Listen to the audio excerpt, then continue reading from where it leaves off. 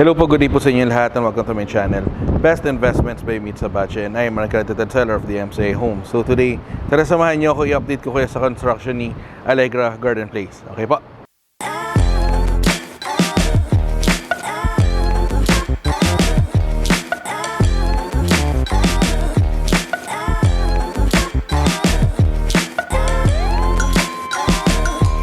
Hello po, so kumusta po kayo? So right now, nandito ako kay Prisma Residences again to update you para sa construction update natin para kay Allegra Garden Place. So quick information muna po about Allegra Garden Place. So, Allegra Garden Place is located along Pasig Boulevard, okay? Sa Road corner ng Pasig Boulevard. So kung familiar kayo kay Rizal Medical Center, kay Prisma Residences yun, dalawang project yon. Kung naradaan kayo sa C5 flyover,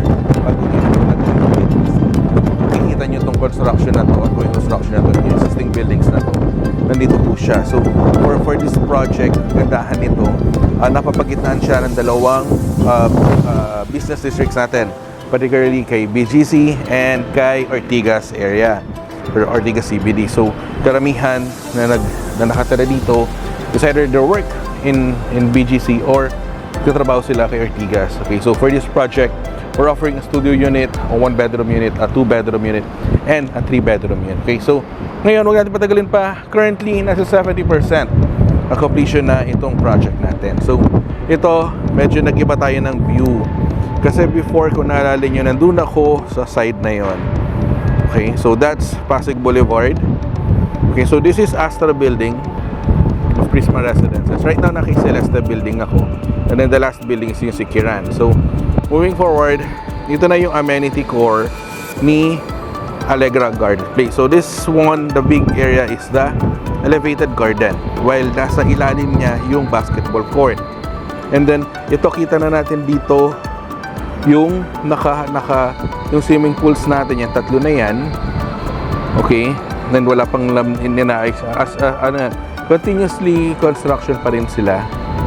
And then, ang nagkaiba lang po ngayon for this month is nag-coating na sila ng first coating dito sa building natin. Okay, yung iba pang second coating na. Okay, so ang kagandahan nito, medyo may attach ako na zoom. Ayan, so nakikita na natin yung lapad ng yung bigger windows and doors natin, di ba? Ang kagandahan nito, glass balcony rin tayo dito sa project na to. Nag-top off na si Amina Building, while humahabol na po si Soraya Building. Okay, so currently 3 PM, kasagsagan ng araw dito, hindi po mainit at napakahangin, diba? Ayan, so ito po yung view ng kabilang side. This one is C5 and Antipolo view. Diba? Alright, so yun po. So that concludes my update for this project. Okay, so ngayon, if you want to know more about this project po, nandiyan yung numbers ko po naka-flash sa screen. May contact me anytime through Viber, through WeChat, through Facebook Messenger, through WhatsApp.